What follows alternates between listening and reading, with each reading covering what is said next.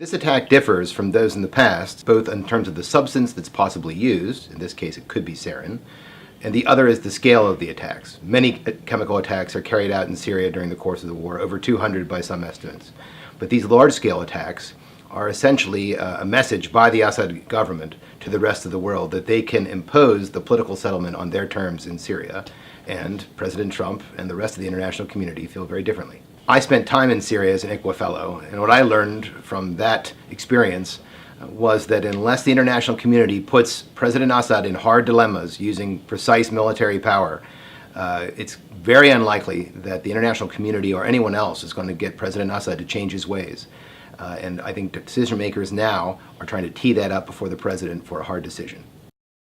The Israeli attack on the T4 air base in eastern Syria, which is one of Syria's largest bases, is a presumably separate issue in that Iran is stationed there, is garrisoned with Assad regime forces, and Israel has a major problem. And the way the Syrian war is shaking out is not the Assad regime of old coming back to power, but a new hybrid entity in which Assad sits atop a regime which is heavily supplied by Iran in terms of ground troops and Russians on the upper end in terms of military aircraft. That combination has challenged Israel. Well, it doesn't have a problem with Russia. It has a much bigger problem with Iran, who has on many occasions threatened to wipe Israel off the map. President Trump sees the issue of continued U.S. troops in Syria as a separate issue from that of the chemical weapons red line.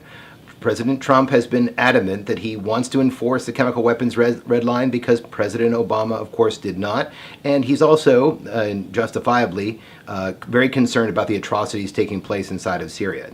U.S. presence in eastern Syria is an entirely different issue, and that is focused on defeating ISIS, and President Trump does not want a U.S. long-term commitment there in terms of troops, especially without the rest of the region providing more funds and other kinds of support to support that overall effort to eradicate ISIS from eastern Syria.